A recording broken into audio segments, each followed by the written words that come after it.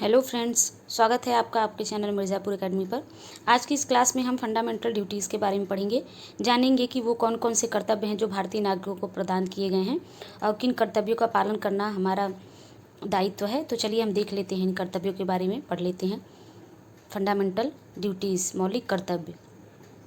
तो सबसे पहले हम इसके बारे में थोड़ा सा देखेंगे कि क्या है ये फंडामेंटल ड्यूटीज़। तो हम देखेंगे कि ये भाग 4 में जोड़ा गया है, जिसे कि भाग 4 क बोला गया, क नाम से इसे जोड़ा गया भाग 4 में। उसके बाद अनुच्छेद 51 के बाद अनुच्छेद 51 क को जोड़ा गया, जिसमें कि फंडामेंटल ड्यूटीज़ को बताया गया है। तो हम ये अगर पूछा गया कि फंडामेंटल ड्यूटीज़ यानी कि मौलिक कर्तव्यों को किन भाग में जोड़ा गया है, तो वो 4 क होगा। और अगर दिया गया कि किस अनुच्छेद में कहा गया है, तो ये 51 क में कहा गया है।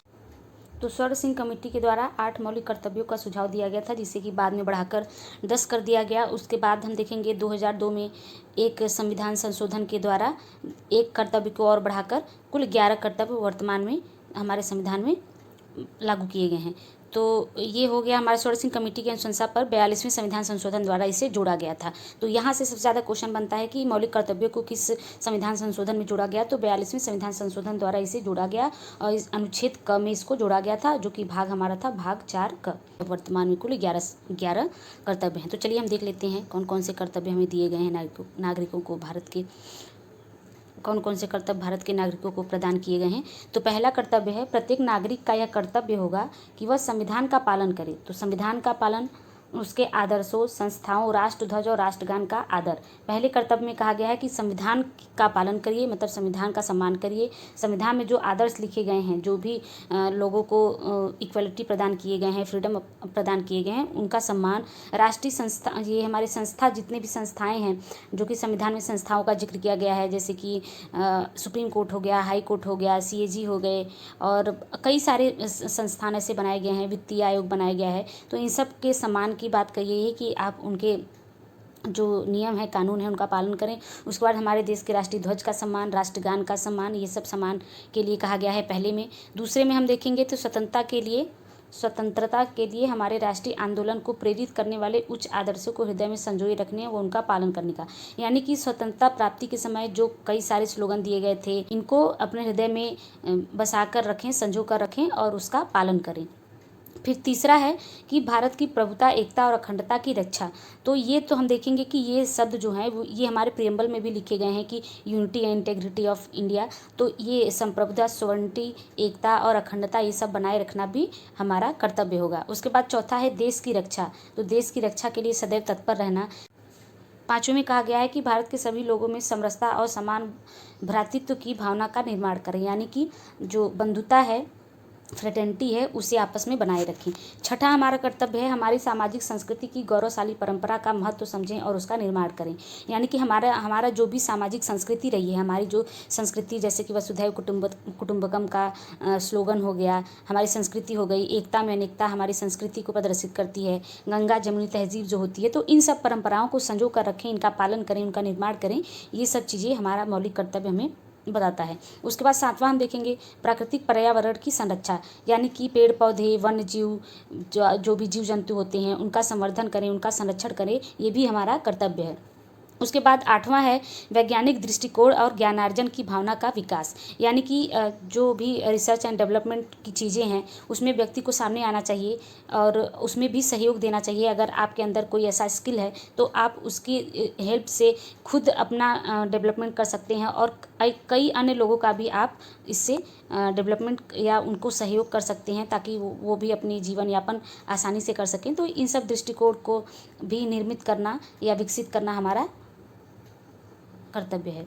नवा हम देखेंगे, नवा है सार्वजनिक संपत्ति की सुरक्षा। सबसे बड़ा मुद्दा यही था जो कि इस संशोधन द्वारा इसे लाया गया। एक बहुत बड़ा चैलेंज हो गया था, क्योंकि हम देखते हैं हमारे देश में आए दिन कोई हड़ताल या स्ट्राइक वगैरह करते हैं लोग। तो सार्वजनिक संपत्ति जो होती है, जैसे पब्लिक बसेस चल रही हैं, मतलब ट्रांसपोर्ट हो गए पब्लिक, उसके अलावा भवन हो गए, कुछ भी चीज़ें हो गई, तो लोग उसे क्षति पहुँचाते हैं बहुत ज़्यादा। ट्रेनों को रोकना, उनसे लूटपाट करना, चीज़ों को तोड़ फोड़ देना, ये सब चीज़ें जो इन सब के लिए ही इसे लाया गया।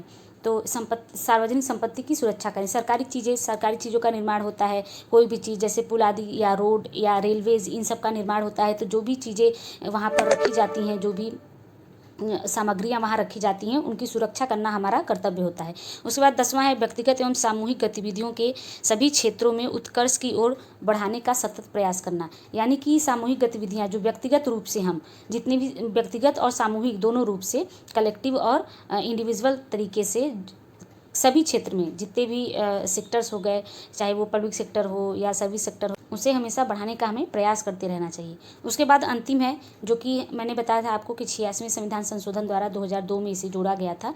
इसमें कहा गया है कि माता पिता या संरक्षक यानी कि पेरेंट्स या फिर जो बच्चों के गार्जियन होते हैं उनके द्वारा 6 से 14 वर्ष के बच्चों के लिए प्राथमिक शिक्षा प्रदान करना।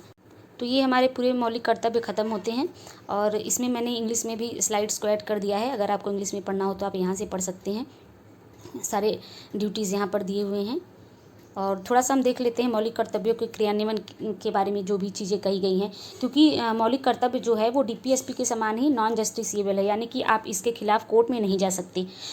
लेकिन यहाँ पे कुछ प्रावधान भी किए गए हैं। ये देखिए मैं बता दूँ आपको कि मौलिक कर्तव्य मौलिक अधिकार की भांति न तो वाद योग्य हैं और आम जनता के लिए बाध्यकारी हैं। सरकार ने प्रत्यक्ष को तो मौलिक कर्तव्यों को बाध्यकारी नहीं बनाया है, लेकिन अप्रत्यक्ष इसका क्रियान्वयन सरकार की विभिन्न नीतियों कार्यक्रमों द्वारा किया जा रहा है जो निम्न है। यानी कि यहाँ ये कहा जा रहा है कि जिस तरीके से हम देखते हैं जो मौलिक अधिकार होते हैं वो जस्टिसिएबल होते हैं, यानी कि अगर आपको मौलिक अधिकार आपका नहीं मिल रहा है तो आप उसके लिए कोर्ट जा सकते हैं, लेकिन डीपीएसपी हो गए और मूल कर्तव्य हो गए इनके खिलाफ आप कोर्ट नहीं जा सकते।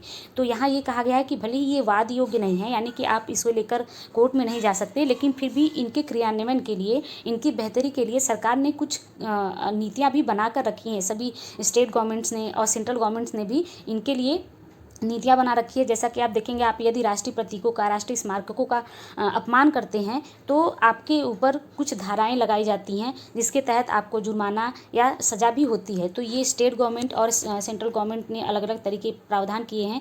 तो इसका मतलब ये बिल्कुल नहीं है कि अगर आप मान लीजिए कि आप झंडे का दुरुपयोग करते हैं या झंडे का अपमान करते हैं या किसी भी फ्रीडम फाइटर की मूर्ति लगी है उन पर देखा जाता है आए दिन कोई इंक फेंक देता है, कोई तोड़ देता है, तो ये सब चीज़ें करने पर इसकी जानकारी होने पर आपको इसके लिए सज़ा हो सकती है और जुर्माना हो सकता है, और दोनों का भी प्रावधान किया गया है। तो आप जहाँ से ज़्यादा हो सके, आप एक देश के नागरिक हैं तो देश की एकता और अखंडता को बनाए रखना, देश को सम्मान देना ये आपका कर्तव्य है। आप ऐसी चीज़ों पर ध्यान दें, उन्हें सम्मान करें। ऐसे लोग जो इनका अपमान करते हैं या सार्वजनिक संपत्ति की हानि करते हैं तो इन लोगों के खिलाफ शिकायत दर्ज कराएँ और देश निर्माण में अपना योगदान दें। तो हमारी क्लास यहीं पर ख़त्म होती है। अगर आपको क्लास पसंद आ रही है तो ज़्यादा से ज़्यादा लाइक करें और सब्सक्राइब करें।